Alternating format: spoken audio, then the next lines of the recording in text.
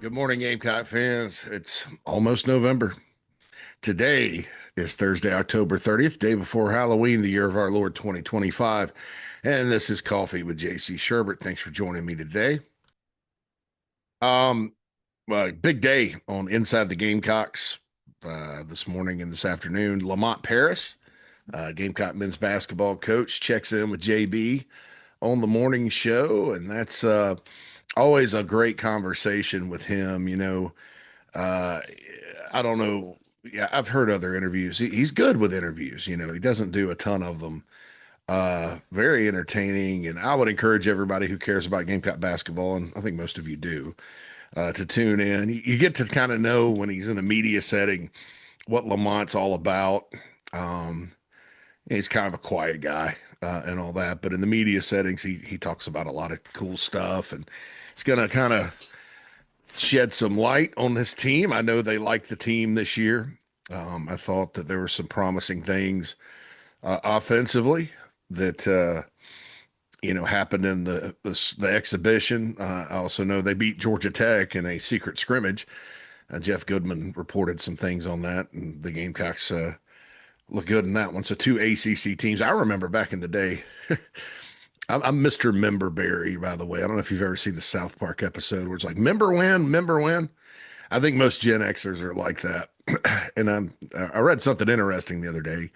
It's like but there was a picture of Blockbuster Video, and it's like it's not that you miss me, it's that you miss being young. I think that kind of hit me a little bit. So for those of you that are proud members of Generation X out there, you know, and there are many of you, um, yeah. So anyway, but I do remember when these exhibitions used to be marathon oil, like there would be these traveling teams that would come in and play the Gamecocks just as a tune-up, former college players and things like that. It's not like that anymore. You go play real teams, and a lot of them are, you know, real games, real types of games. So been somewhat of an encouraging preseason, with the Gamecocks' first four games before they go to West Virginia to play Butler and Northwestern are definitely winnable. Definitely need a 4-0 start there.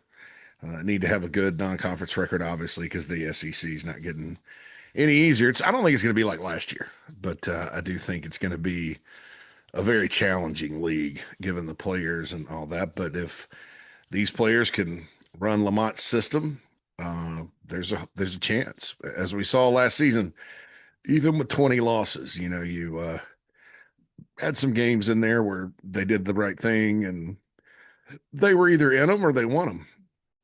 But Lamont's going to be on with JB around 10:30. Also, Hale McGranahan and Perry Orth. So, blockbuster show on the morning show. Phil and I, we got Alex in for the smorgasbord. That's always a great conversation, and we'll have that on Thursday. And then that's the last day of the split shows. Tomorrow, another episode of Inside the Gamecocks, the preview show from 10 to 1.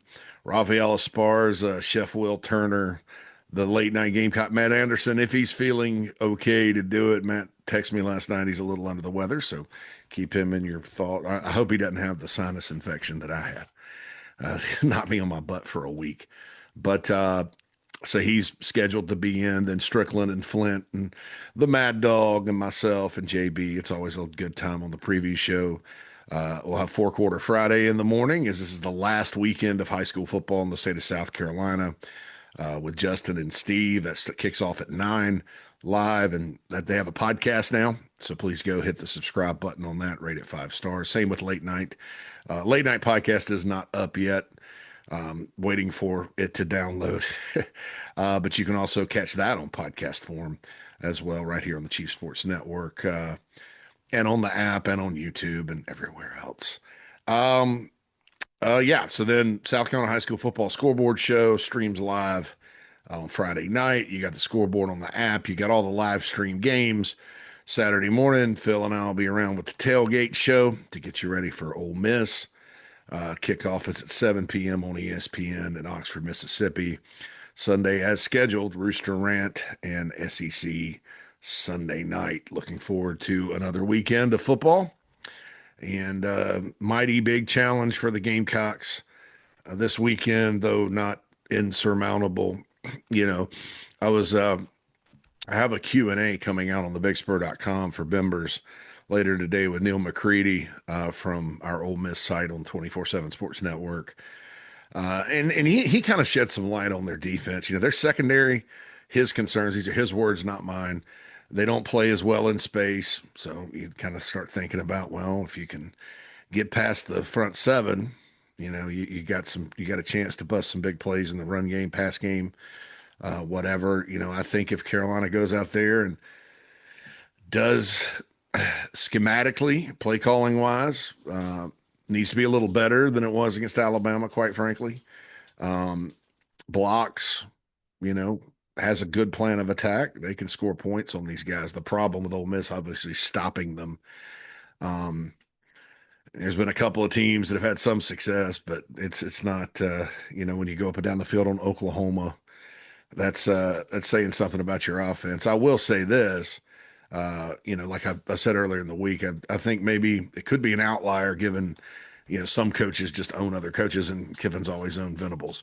Kiffin's also always owned South Carolina, though in '09 it was an Ellis Johnson defense. In 2020, it was Tavares Robinson, Will Muschamp defense, and last year it was Clayton White.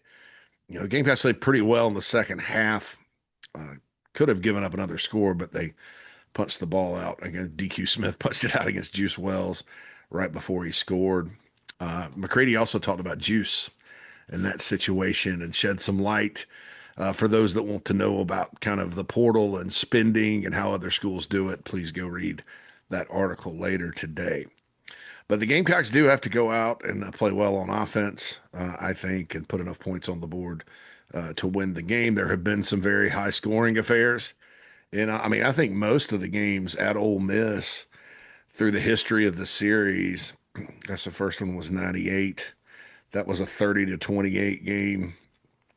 Gamecocks were 1-10 that year, but I remember Brad Scott kind of scrapped the Chuck Reedy offense, and they came out and tried to surprise Ole Miss a little bit by running the air raid, or not air raid, but fast break stuff that Brad ran at Florida State. So they actually were able to put points on the board that time.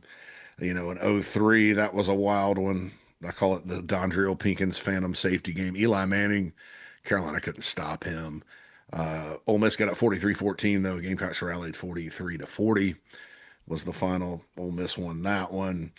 Fast forward to '08, probably the best win that '08 team had over Houston Nutt and Ole Miss, 31-24. So the Gamecocks put some points on the board in that one. 18, 48-44. And 1801 Media has been showing clips of that game this week. They kind of go back on social media and show uh, matchups of Gamecock lore. It was a 16-10 ball game in '09. And then so that was the one low scoring one in Columbia. Columbia's been a little more lower scoring, but Oxford, everybody's gone up and down the field. And then of course in 2020, last time they went out there, 59-42. So all these games have been high scoring, every single one of them, to a certain extent when it comes to Carolina and Ole Miss in Oxford. So I think if the Gamecocks are going to have a chance, you know, it sounds crazy to say because you're like, well, JC, if it's a low scoring game, wouldn't that favor Carolina? Yes and no. I think what you want to do is hold them down because they're going to get theirs. But if you get into a shootout, that obviously I think favors them. All right. So now this may eat the skin off your face to think about. uh, but it's a good thing. And I mentioned November is coming. Calling it November Shane, like the Guns N' Roses song, November Rain. Shane Beamer's 13-4 as the head coach at the University of South Carolina in the month of November. Lots of memorable wins. His teams through the first 4 years have always played better in November. Some of that, like in 2023, is a function of schedule. There have been losses in November. Clemson lost in 23. They were 5-0 in November last year. 2022, the Florida loss, I think, was mixed in with the 3-1 finish. That was obviously a blight. So that been perfect in November. 13-4. Two of those losses were the home losses to Clemson. So the other two were SEC. There's only two SEC losses. 11-2, or I don't know. I'd have to think of the non-con and get you that SEC number. Maybe 8-2 in the SEC. Uh, but 2023, like Kentucky and Vandy were the teams that came in. Everybody knew that schedule was going to be light at the end. This is not light. This is two top 10 teams on the road. But if you're looking for hope, that this team tends to, this program under Beamer tends to be better in November. And another member berry thing, I can remember a time when under Lou Holtz and Brad Scott, sometimes not necessarily Steve Spurrier, but November was a challenge, primarily because Carolina played Tennessee, Florida, and Clemson at the end of the year, the Orange Crush. But November used to be a struggle. And clearly, especially in the Holtz era, the team was kind of out of gas at times. So I think that being better under Beamer, it speaks to kind of how the year goes practice wise and kind of getting them there and continuous improvement. But also speaks sometimes in certain years to the depth. Last year they were just a really hot team. Obviously wish that was a lot of fun, right? But can they have another fun November this year? Yeah, absolutely. I mean, if you look around the SEC, even look at Ole Miss's results this year, there's a lot of close games.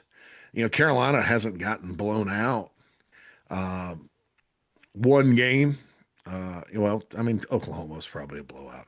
Oklahoma, honestly was a worse loss than Vandy, just because Vandy, you had the outlier of Lenore Sellers not playing in the second half and getting hurt, knocked out of the game. You had turnover city in the second half with the offense, although they did move the ball some with Luke Doty.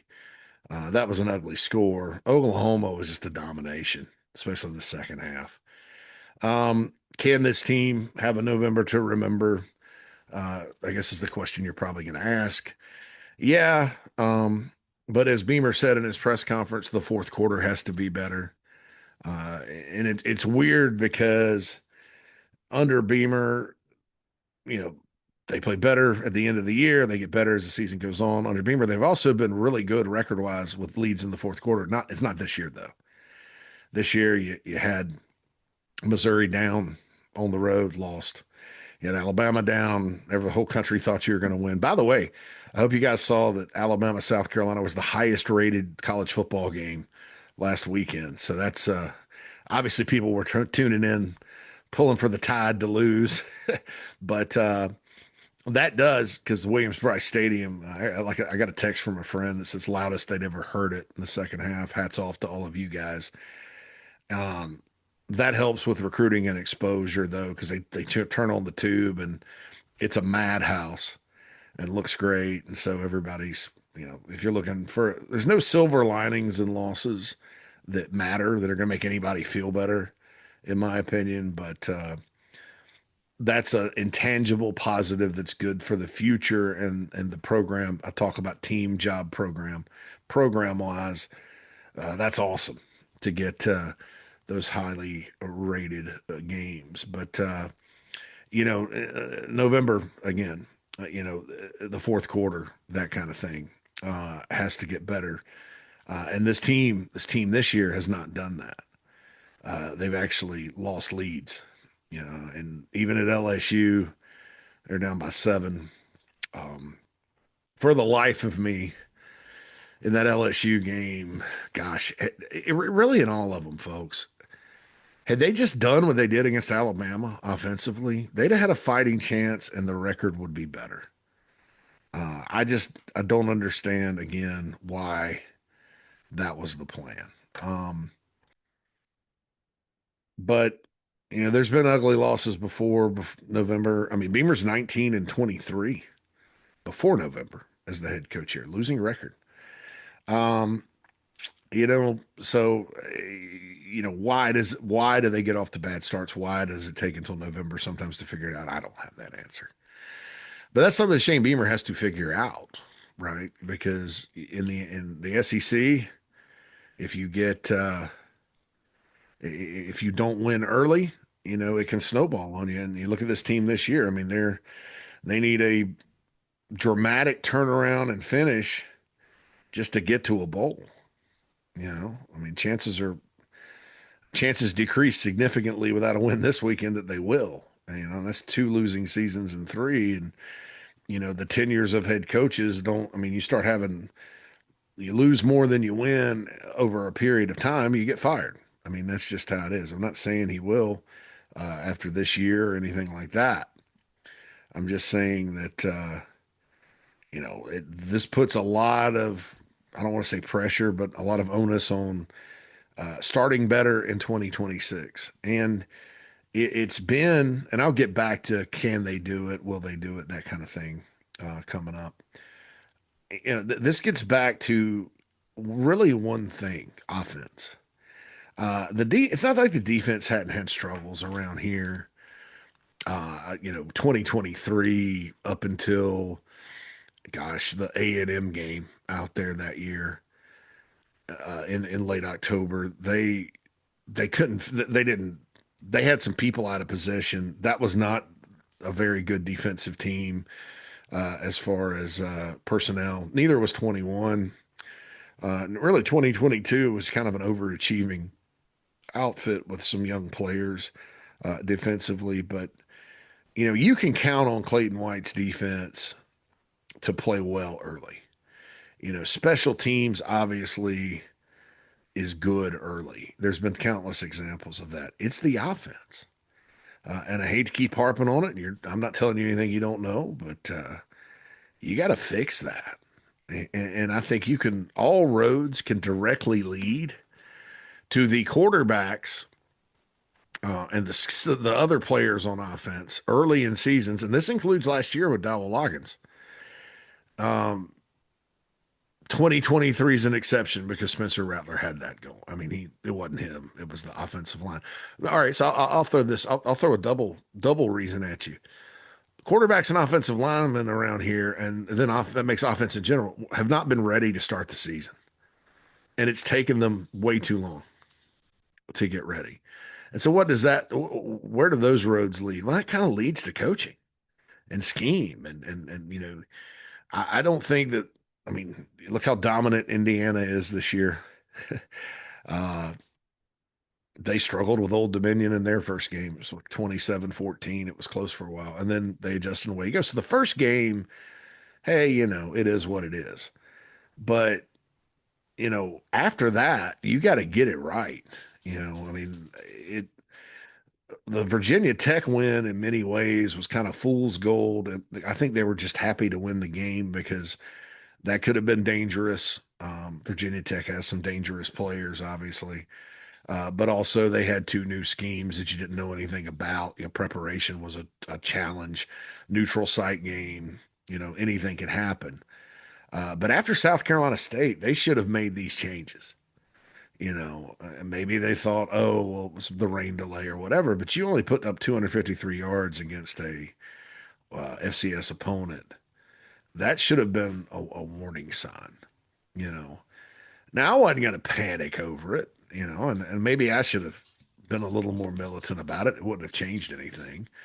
I thought delay, and then, well, Sellers didn't play the fourth quarter, and the hidden yardage, defensive touchdowns, special teams touchdowns, they always tend to decrease your total offense numbers. But there was no reason why they had to go out there and struggle like that. And it was all constricted, lots of players in the box. Easy. What does that mean? Easy to defend. Easy to defend. And so I think you want to get off to a better start around here. Do something different on offense. That's all there is to it, in my opinion.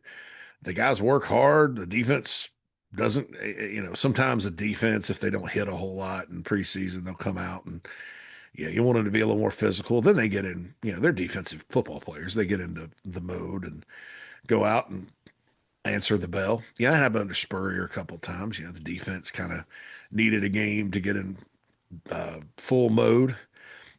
More often than not, though, not, just to be honest. But yeah, the defense has done its job early in the year, most seasons around here at South Carolina. So 2023 would be the one year while where they probably were not as good at the beginning, but got better as the season went on. So, I mean, I think all roads still lead to offense with that. As far as this year goes, what's it going to take? Well, starting Saturday night, it's going to take another defensive effort from the secondary and everybody else, like you had against Alabama. Now, Alabama was a really good offense, good play callers, good quarterback, all that. Ole Miss is a little different than them, but you got to go out and play like that and hold them down because the most important thing is going to be to score points. And then you got an open date to get ready for A&M. You go out there, shoot your shot. It's been a struggle at Kyle Field, but I don't, just go play. It's an early game. Maybe you catch them with their pants down. Who knows? And then for God's sake, beat Coastal. And the Clemson game is going to be obviously very important this season. I don't know what Clemson will do against Duke, but can they? Yeah. I mean, look, Lenore Sellers coming off a game with 289 total yards. You're playing against a secondary in Ole Miss that is not as good as Alabama. Alabama's actually really good in the secondary. Lenore's actually, even with the incompletions, and Mike Shula did say this yesterday that it was incompletions and accuracy is kind of relative in a lot of ways. They had a pretty good game passing wise. They spread it out, man. I mean, you didn't have all these people in the box. So if they can take advantage of that and be able to run the football a little better, I don't, Lenore's had his yard. I still don't think the run game's good enough or was good enough. What I liked about it though is they did run some different things, some Sean Elliott style things, which in theory should work against Ole Miss with an odd front. But those are the keys to November being good around here again. And how do we define a good November? I'd probably I hate to say 2-2. Beat Coastal, beat Clemson. But you want to shoot for 3-1 at the very least. You want to get to a bowl. And finally, I want to comment on this Maryland Mike Loxley thing as it relates to. I mean, he started talking about Zion Ely, his prized 5-star recruit, getting money to visit South Carolina. Now, I've never heard of that at South Carolina. Have I heard of it at other schools? Absolutely.